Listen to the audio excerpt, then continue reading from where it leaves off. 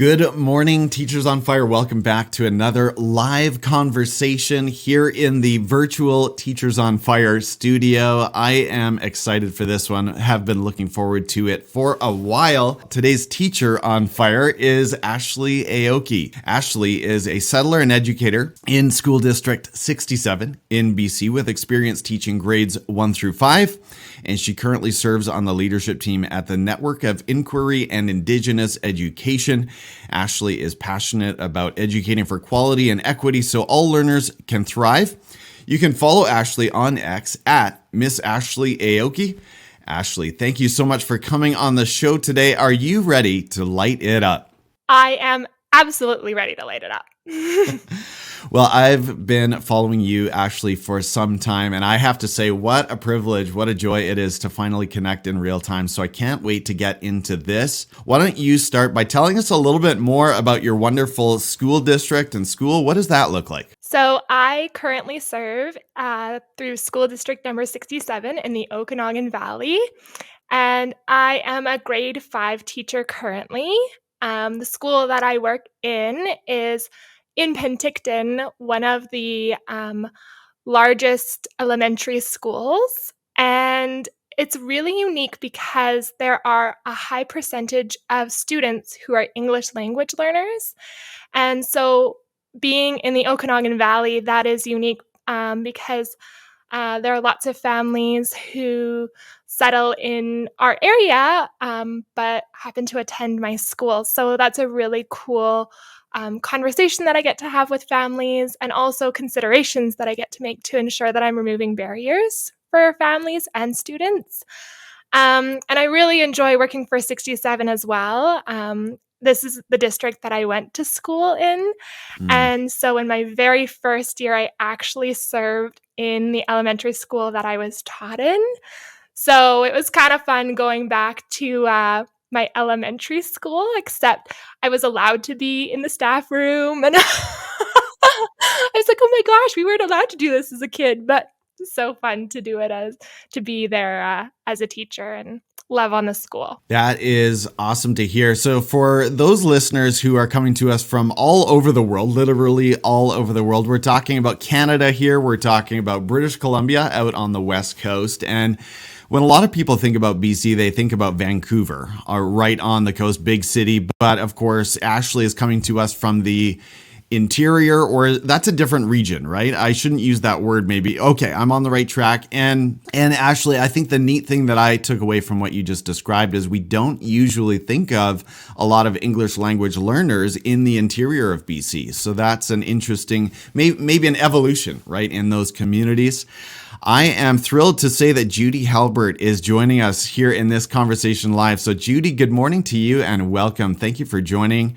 And we're going to be talking about you, I think, here in a couple of minutes as well. But Ashley, before we get there, let's start with story time. Would you share with us about a low moment or some kind of adversity that you've experienced in your teaching or education journey and describe how you overcame it? Yeah, so I think that anyone who's an early career teacher can relate to how challenging it is being an early career teacher. It was once described to me that it's kind of like drinking from a fire hydrant turned on, and you're just hoping that something is going in. I remember everything felt new. I was putting in long hours. Oftentimes I was changing grades, and it was a really tough first, I would say, 5 years of my career, just because everything, even though I had left university and I was full of hope and starry-eyed, there was a lot of things that I was learning brand new, writing report cards for the first time, assessment. There were a couple days that I walked home because I lived close to my first school in tears because I was like, I have no idea what I'm doing. So I hope if you're an earlier career teacher and you're listening to this, you feel a sense of like those experiences, that thinking process is very normal. And just want to normalize it for those folks. And I was really lucky to have some amazing mentors, but also people who had been in the game for a long time that would check in on me every single day. One of the women she taught next door to me, and she would come in and just see how I was doing, or I had a good friend and we go out for runs. And it's really interesting. Sometimes it's like your identity can kind of morph, and then Right. teaching can be the identity I found in my early careers. So these were the people that reminded me that I was many things, including a teacher and educator, and I was allowed to go out and celebrate life outside of the classroom. That was so well put. Thank you for that, Ashley. And I think that is assuring. I hope that is assuring for those new teachers who are finding that they are getting pulled into this vortex of, am I anything more than my work, right? Or is there any existence beyond this? Yes, there is hope. There is hope. And those first years are very difficult, but things do evolve and you find certain equilibriums, right, that are sustainable as you go forward. And I'm sure we'll touch on a few more of those as we continue. Judy says Linda is watching and listening now as well. So great. Welcome, Linda. And we're about to get into why those two names are significant. So let's move into that, Ashley. I'd like to talk about the Network of Inquiry and Indigenous Education. So let's talk about NOIIE. Yes. What is it, and how did you get connected? So the Network of Inquiry and Indigenous Education was founded by two superstars in my eyes. Two people who I am like, I'm a fan of in my home, Linda Kaser and Jody Halbert. And their primary mission and goal is so that every student crosses the stage with dignity, purpose, and options. And I think that's a beautiful thread, not only in the grade 12 year, but all throughout school, that children have dignity, purpose, and options all throughout. And it's a really amazing community to be network to be a part of, because their focus is on every strand of education that can support students in those areas. So social emotional learning, literacy and language arts, mathematics. And it's amazing because educators at every level can connect in somehow.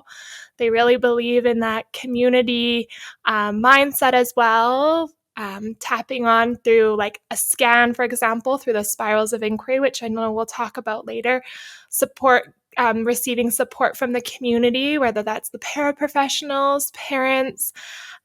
So I really love the phrase last year at the symposium where I met Linda and Judy. The framework was about being better together. And I just think that that's such a important mindset for educators. Sometimes education can feel like it's a solo game, but it's so important that educators connect. And to me, the Network of Inquiry is a beautiful way to be supported in the challenges, but also in the triumphs and celebrations of education as we continue to move towards equity and quality in our education system. And then I met them, so I really have enjoyed being a part of Twitter. And this is how I met Tim and some amazing educators, not only in British Columbia, but all across the world. And I happened to have read Linda and Judy's most recent book, Leading Through the Spirals of Inquiry. And literally, I could have highlighted every single word and sticky noted every single page on the book. I was like, now it's losing the purpose, Ash. So anyways, I was super, super excited to read something that resonated so much with what I believed fundamentally. I'm a woman of color who is in a school system and still was figuring out where my place is in the system. And to me, this became a lot of the what and the why. So when I read the book, I was able to bring in some of the magic that they had shared. For example, Ignite series they had talked about, and they had talked about using the spirals of inquiry, learning tours. And so I was able to bring those into my school and really celebrate and lift up the work, and was given such support in my school to do so. And then I was sharing my experience on Twitter, and Linda and Judy had followed me, and I was like, "Oh my gosh!" Like, so excited. And then I went to the symposium, and that happens every May on the West Coast. If you're an educator listening, I'd highly recommend going. And I just felt electrified because every presenter that presented, I was like, oh my gosh, absolutely. Yes, I connect with you. Yes, I totally resonate with that. Oh my goodness, I haven't thought about that, but I need to store it in my back pocket and integrate this into my practice. And Linda happened to be sitting behind me in one of the sessions, and I was like starry eyed. Like, I was like a celebrity was sitting behind me, and I was like, "Oh my gosh, she's sitting behind me." And then she tapped me on the shoulder and said, "Hey, I really wanted to meet you." And I think I must have been like a deer in the headlights because, this is someone who I've read her book, integrated their practices anyways. So then they ended up inviting me to be part of their leadership team, and it's such a joy. So good, and such a privilege to have these two in the audience with us today. I'm just soaking all of this in. And before we move on, I want to go back to, I pulled up their Amazon summary of the book, and I don't know if this is doing it justice. I'm sort of cringing in the thought that maybe I know the authors would do a much better job, but maybe I'll need to have them on a future podcast, ladies. That would be a privilege. But just some of the themes from Leading Through Spirals of Inquiry. So we've got overcoming inequality to create genuine equity and change outcomes, transform learning environments at both the school and district level, clarify direction for new professional learning based on evidence from research, challenge long-held biases and assumptions, effectively incorporate self-reflection and continuous improvement. I have to say that book was very valuable as well for me in my master's program at VIU, and the two were, Judy and Linda were able to join us for that. And ladies, I don't know if you remember me being there, but it was really wonderful to study under them for a while as well. And that book is one that leads us right into our next question, Ashley, and this whole idea of the spiral of inquiry. Before I go to Ashley, let me give you a visual of the spiral of inquiry. And again, this comes from the same authors we've been talking about, Judy Halbert and Linda Kaser. And you can see here that it should be starting with the scan phase, yes, and then focusing, developing a hunch, learning, taking action, and checking. And the three big picture questions here in the middle, and I'm sort of going over this, Ashley, for the podcast listeners, but what is going on for our learners? How do we know? And why does it matter? That's sort of what gets this thing started at the scanning stage. So I hope I'm not stealing too much from you, but No. tell us a little bit more about the spiral of inquiry. What makes this, in your opinion, such a powerful vehicle for professional learning? And can you share an example from your own journey? Yeah, absolutely. So I think the thing that makes it incredibly powerful is it honors student voice. In the beginning stage, the scan, educators at all levels are invited to ask their students three questions. Number one, who are two adults in the school community that you feel connected to? Number two, what are you learning about? And number three, why is it important? And those answers, I'm such a qualitative data woman or mixed methods data woman that I really appreciated the information that students were giving me through interviews. And the CEAs were able to also help in this process. And it was a fascinating process that allowed me to understand A, what was working well, and B, what needed more focus. And then to be really curious about how come this was, how come it was so. And so I think if we look at the conversations that are happening at a provincial level, and it's certainly one that's happening within my district, a lot of folks are really saying student voice is a key pillar to education and needs to be put on the forefront. And so I think that there's nothing more important than starting in this way. Now, Linda and Judy would both say that this process starts slow, but you're going fast later on. Interviewing, of course, as you know, as an educator, it takes time. You're not having 25 conversations with students that happen, in 25 minutes. Educators are very busy, but this is time well spent. And the thing that I continue to think about, even in the scan, is how do I know what my students know or don't know, or what they see as important or not if I don't ask them? So I started to collect all of that data at the very beginning of the school year, and it took about 4 to 6 weeks, I would say. And this allowed me to focus on a question around writing in my classroom because lots of other pieces were being highlighted. I saw that my students felt really connected in our school. And so I was able to go, if writing is the focus, I wonder what's up about this.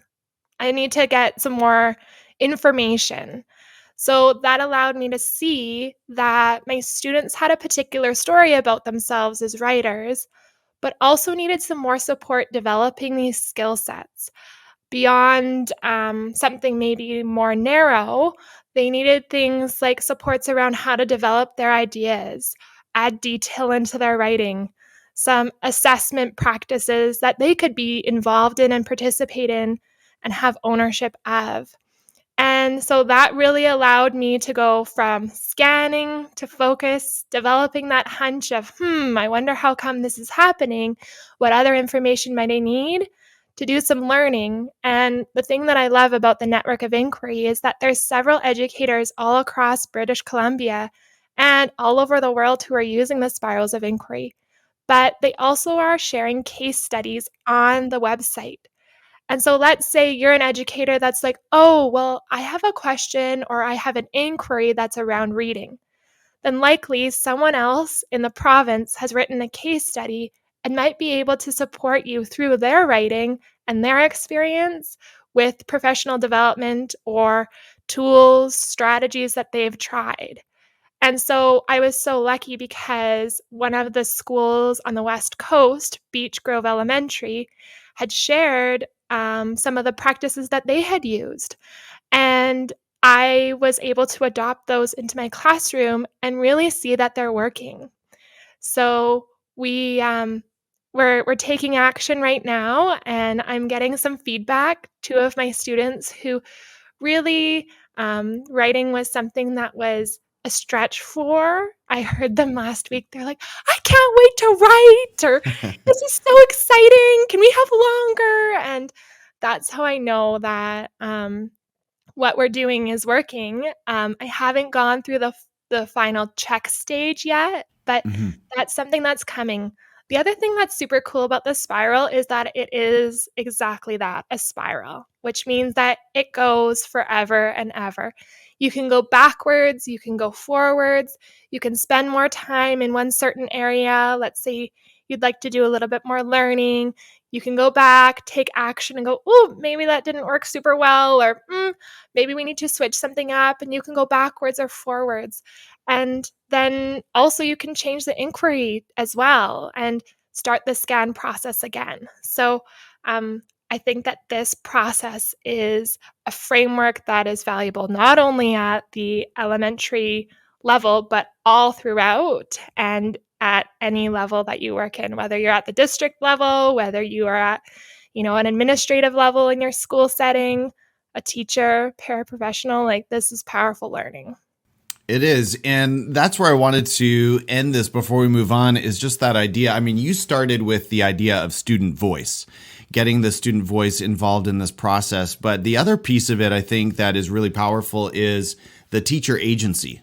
And I'm sure you would agree that just this idea that teachers and educators are able to drive, I don't know if that's the right word, but they're able to formulate or direct their own learning. And that's, I think, what gives this so much power. So I've been through this with my staff once. I've been through this on my master's journey, and it's been very valuable both times. A lot of thinking involved. This is not your sit and get kind of professional learning. This is very, very active professional learning. But as we know from the classroom, that's where the richest learning comes from. Oh, and Tim, just to put in one more thing here, the spirals of inquiry as well is grounded in research as well. So for educators who are wondering, like, what's the research that supports this? There's tons of research connected to the spirals of inquiry as well.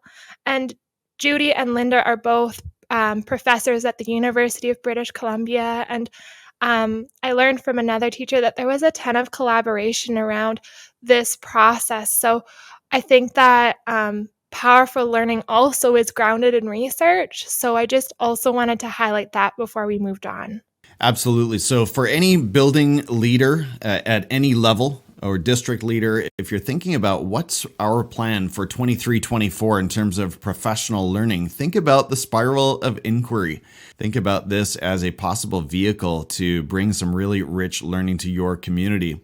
Well, I'm enjoying this conversation, Ashley. There's still so much ground to cover, so let's jump into the next question. What is our next step as educators toward reconciliation with our Indigenous friends and neighbors? We've accomplished a lot, admittedly. I think in the last decade or so, we've got a few things under our belt. We've got the first principles of learning that are sort of ubiquitous across a lot of our BC schools. We've got curricular integration, land acknowledgements. We've got the National Truth and Reconciliation Commission, pardon me.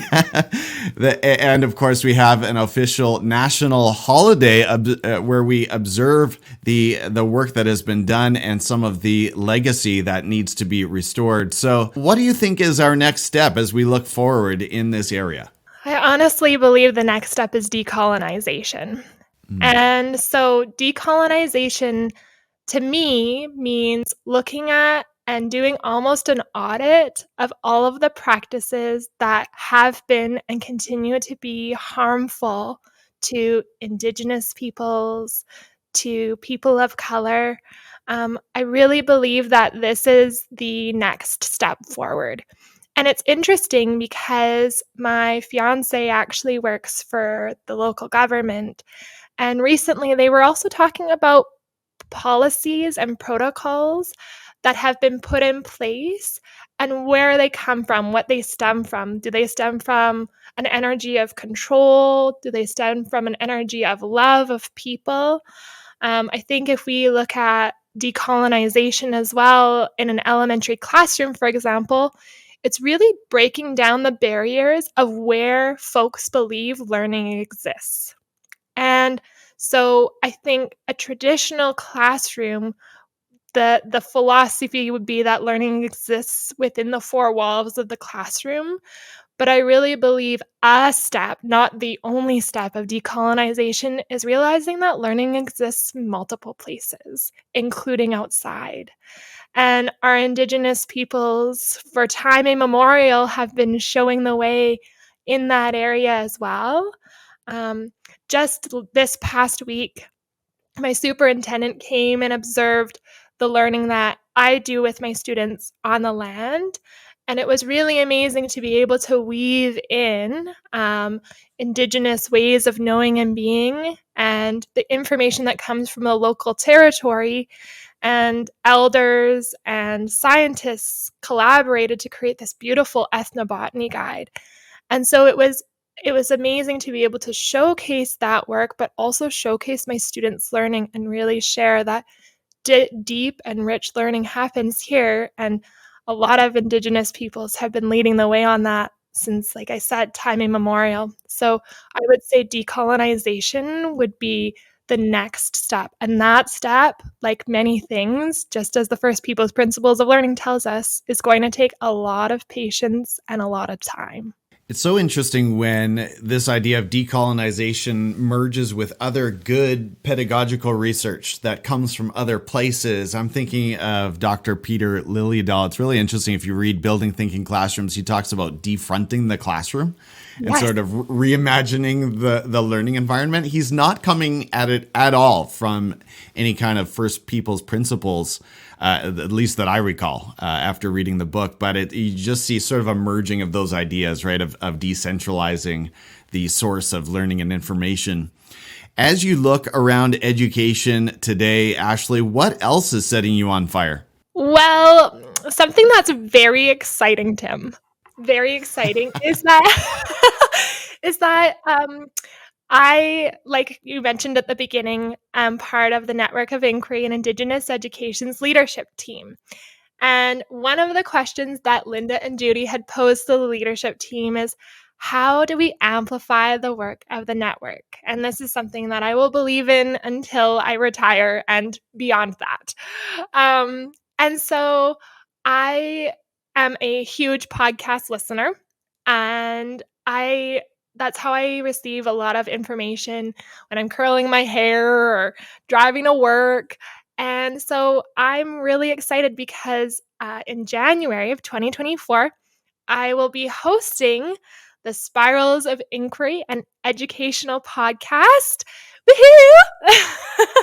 And it'll be available on Spotify or wherever you can get a podcast. This is something that is new, and I have to give huge kudos to you, Tim, because you had posted a brilliant blog post, and I remember in one of the sentences it said something like begin before you're ready or something along those lines. And I was like, I know nothing about hosting a podcast, and had shared the idea with Linda and Judy, and they both loved it. So you had really kind of set out a template or a framework, I should say, for me to be able to start as someone who literally knew nothing. So this is something that's super exciting. I love listening to people's stories. I'm such a curious cat, and being able to share the powerful work that is supporting all learners in education all across the province. And I'll soon be interviewing people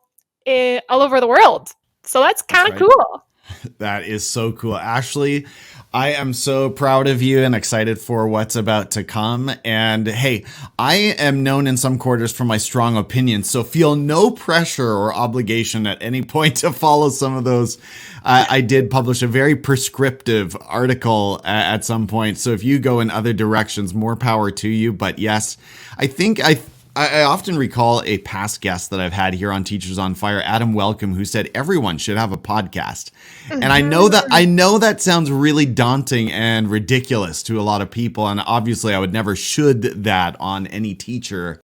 But once you get into it and you realize the power of voice, if you boil it down to, I mean, we're doing video here, but you can do just audio.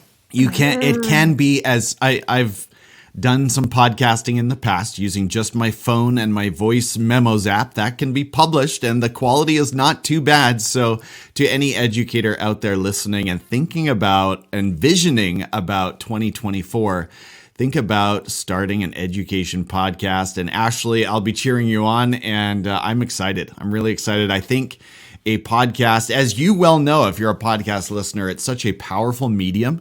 People will settle in and really listen, while they're folding laundry, while they're working out, whatever it is. They'll give you more time and attention than they will in video. That's just a fact. And so it is a really neat medium, and I look forward to you sharing the good word about Spirals of Inquiry. Watch for it, educators. I'll be reposting on X, whatever Ashley is able to share from that podcast as it comes out in the spring. So that's really exciting. On a similar vein,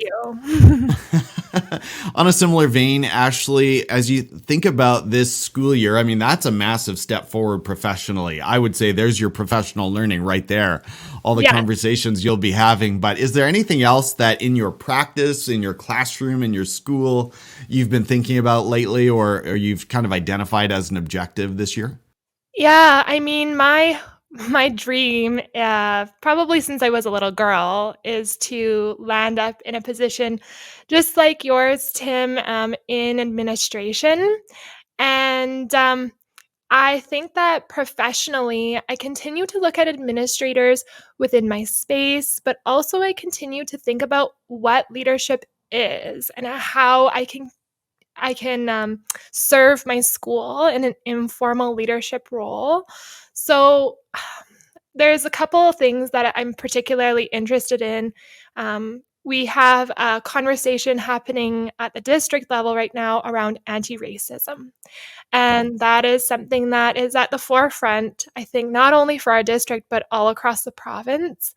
And so that kind of ties into, like you had mentioned, Tim, decolonization through a bunch of practices, and really being considerate of whose voice is heard, but also whose voice is missing. And I think that those two questions are really important in education and always have been important in education. So that's something that I'm really interested in. I also am really fortunate to serve as the Truth and Reconciliation co-facilitator. So I have lots of conversations at the school level, but also at the district level around how we can continue moving towards truth and reconciliation in action in a meaningful, intentional way. So that would be an area that I'm continuing to learn and grow in. And I know that this is like kind of turning into a bit of a list, but assessment has been a huge, and I know that this is something that you've talked about too, Tim, on Twitter, conversation that I'm continuing to learn about, wrestle with. Even more recently, I've been having this wrestling around homework and what barriers are in place for certain students. And it kind of, I'm just wrestling with all of those things. So it's interesting because I'm interested in so many things. um, and some would say that might not have a focus, but I feel like it all kind of ties underneath of the umbrella of equity. So I hope that answers your question. It absolutely does. And yeah, I feel some of those same pulls. That's why you're such a great follow on X, by the way, Ashley. And you're, by the way, is something we haven't even touched on. We don't have time for it all, but Ashley is a great sharer of things going on right in her practice. And I feel like you've shared pictures, right? And artifacts and different things. So those are some of the best shares that I see from teachers. I mean, once I see pictures of student work, wow, I'm interested.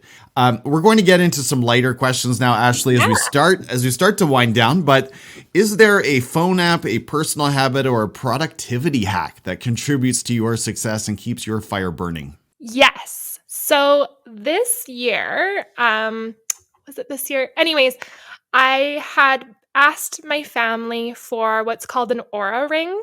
And I don't know how popular they are in the world, but I had seen it. Someone else had it. And it is a ring, much like a smart watch would be, where it can track your sleep, restfulness, what other things? Oh, your activity daily. And it gives you reports daily on a 100-point scale. And then it'll tell you what you need. It also includes mindfulness and meditation. It includes some, different recommendations. Like, for example, if you had, a below 85 sleep the night before, it might say reduce your screen time, or, you know, did you drink caffeine before bed? And I think that that's really helped me to understand my body better and to also pay attention to what I need. I am someone who tends to push myself past my limits. And so it really is a good check. So this is a bit more expensive, but it connects to my phone. And I really enjoy having something that I know supports my health and allows me to check in at the end of the day and see how I'm doing. This is not a sales push by any means, but in case anyone is watching the video or the YouTube version of this is an aura ring. I feel like I've heard about these, Ashley. I've never actually looked at them. And yeah, you've got me very interested. So maybe something to put on the Christmas wish list. But that is really neat. So does it monitor your heart rate? Did you say that too? So it monitors your stress levels. It Oh, okay. monitors your it monitors your resting heart rate. It monitors your activity, your sleep. It's known mostly in the research world or in the health world as more of a sleep support. And so every morning when I wake up, it'll give me a score out of 100. And they give you little crowns if you have a sleep over 85 to 95. But then it gives you really interesting data about the best time to go to bed. So it'll give you this range and then it'll alert you and say, hey, it's time to get ready for bed. And so I really have enjoyed using it and getting to understand my body a little bit better in that way. And as an educator, I mean, it's so much easier to serve community from a fuller cup. Yes, yes, we cannot pour from an empty cup. And on that note, that's a good segue, Ashley, into this question. I have a feeling you're going to enjoy talking about this one. What is another area of learning for you outside of education? When you leave the building, what kinds of activities really restore your fire? Oh, I am a huge runner. And so I spend a lot of time in nature. Nature is a place that restores me and nourishes me. So I do a lot of meditation while in motion. And so I run a lot. I also really enjoy reading, and I read for professional purposes, but I also read for pleasure. And in the wintertime, I mean, it's wintertime in our area right now, and there's snow on the ground. Um, I really enjoy being up in the mountains, and my partner and I just got into skate skiing. And let me tell you, that is hard. Skate skiing is harder than it looks. Those people who skate ski, they make it look like a breeze. And my first time did not look breezy or easy by any stretch of the imagination. What is skate skiing? Are you skating down ice? What's happening? Good question. Good question. So, um, cross country skiing is a particular motion in which you are in tracks and you're going forward in motion with poles. And skate skiing, you're out of tracks. Cross country skiing, for reference, it's not going down huge hills like you would if you were downhill skiing, if you're in an area where you can downhill ski. So you're on more gradual or flat terrain. But skate skiing, you're out of the tracks and you're doing a like a skating motion, but with skis. And so everything has to be super fluid. So, yeah, that's skate skiing. I don't know how well I did capturing it for skate skiers, but I always tell people the only reason I know how to downhill ski is because my skating skills from childhood kick in, and that's how I make it down the hill. So now I've got another skill, another related skill to learn. Thank you for that, Ashley.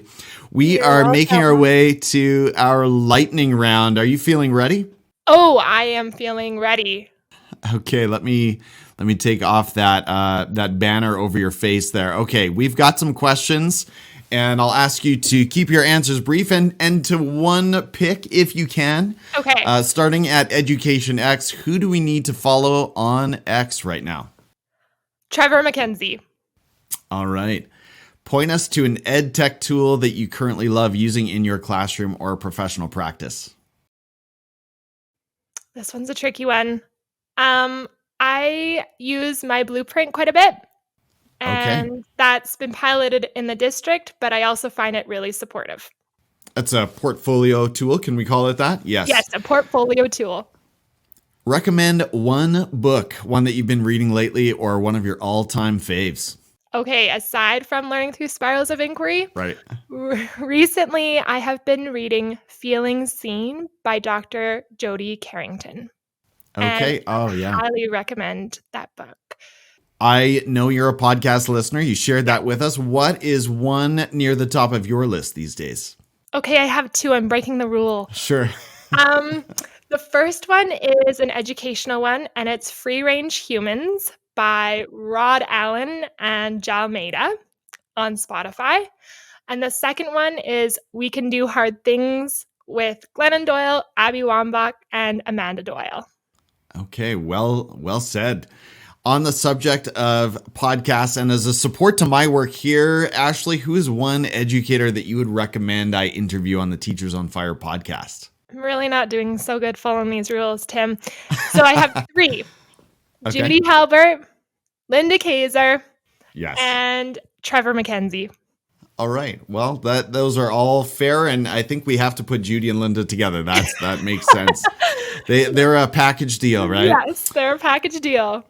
Now, not everyone is a YouTube subscriber, Ashley. So if you have to pass on this one, that's okay. But is there one channel that you find value in? Okay, this is an interesting one because recently I have actually been watching Cesar Millan's videos. And I know that sounds... The dog whisperer? Yes. Okay. He is so fascinating. And I find that his strategies to support dogs, and this is going to sound interesting, and you might go, with one eyebrow up, is I find that he is doing very similar things that I do to support students in regulation. He is often focused on human behavior, and if they're in a self-regulated state, their dogs are in self-regulated states. And I find that same conversation is what I'm noticing is important in education. Self-regulation and that feeling of that particular energy flows out into the classrooms. So I love watching him. And I said to my fiance yesterday, like, this man is unbelievable. And his thought process, and he can read people like this. So I really enjoy watching him. There's something really wonderful about watching great educators in action, even those, sometimes especially those outside of our normal space. Just for fun, Ashley, what are you streaming these days? Whether it's Netflix, Apple, Prime, maybe it's nothing. What are you watching for entertainment? I don't watch very much television at all. So yeah, my fiance and I are going to watch Avatar later today, though. So sometimes we watch movies, but we don't really stream anything. Fair enough. Well, what are the best ways, Ashley, for Teachers on Fire to connect with you and your exciting upcoming work? So I am on Twitter or X. I feel like I'll always call it Twitter. There's something about that little bird. Yeah. And it is at Miss Ashley Aoki. And then I'm on LinkedIn, Ashley Aoki, and those are great places to follow me. And I have to apologize. I've been saying Aoki this whole time, and you were very gracious about that, but Aoki it is. Thank you so much, Ashley. And thank you for joining me today. Yeah, no, this was a ton of fun. I've been looking forward to it for so long. I kept you way over time, but I really appreciate your time. My pleasure. Yeah. And just before I end, and I forgot to do this before, but I'd really like to say my deepest appreciations to the Syilx people. I'm joining from their traditional territory, which they've resided on since time immemorial. And it's such a joy and a gift to be here, to be joining you, Tim. You are someone who I love to follow because what you share lands, and it's so amazing to be able to have community through social media in this way and to continue to light each other up and to feel connected. And so thank you so much for having me. And I look forward to connecting with all of you and to you, Tim, online. Absolutely. All of that is mutual, Ashley. I've really, really enjoyed this. Thank you, Teachers on Fire, one more time for joining us today, whether it's on YouTube or on the podcast. We value your time and we appreciate your engagement. We'd love to hear from you on social media. Ashley just gave her handles, and you'll find me at Teachers on Fire on just about any platform. One more time, I'm your host, Tim Cavey, and I'm so grateful that you decided to spend some of your day with us, listening and engaging. I hope that in some way the content you heard from Ashley Aoki sparked your thinking and ignited your practice. And I'll meet you next week right here on the Teachers on Fire podcast. Take care, everyone. See you next week. Bye-bye. Even when you feel low, you can still go. Even when you feel slow, you can still go. Even when there's no hope, you can still go. I never answer to no, man, I still go. Go, go.